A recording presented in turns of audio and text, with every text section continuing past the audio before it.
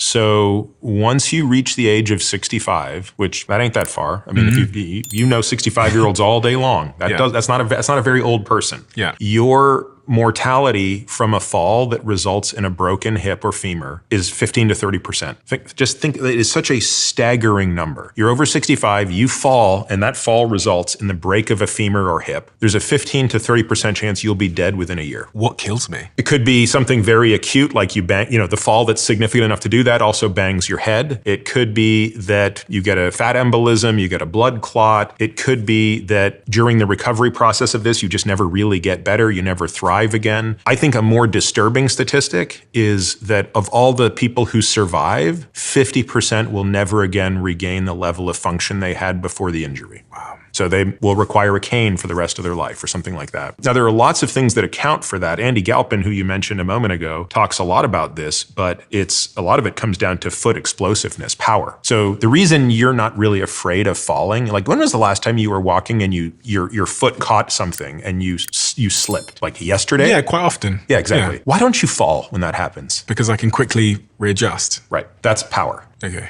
So you have the power in your foot to readjust when you lose your step. You step off a curb, not realizing it doesn't matter. You readjust. Oh, God. Okay, those are a very, very specific muscle fiber that is responsible for that. It's called the type 2B muscle fiber. That is the first fiber that atrophies when you age. In fact, you're already at your peak. It's all downhill from where you are now. Thank you so much. Yes. So I'm already 20 years past you, and my power is a fraction of what it was 20 years ago. Now, I fight like hell based on the exercises I do to try to keep it as high as possible. So the reason that these, people who are in their 70s are falling all the time is people think it's a balance thing. It's not just a balance thing, right? It's that they're undergoing the same insult you and I undergo on a daily basis, but the difference is their probability of being able to catch it, either through the explosiveness of their foot or their lower leg, coupled with maybe not being able to grab onto something as quickly and adjust. It's a power deficit problem.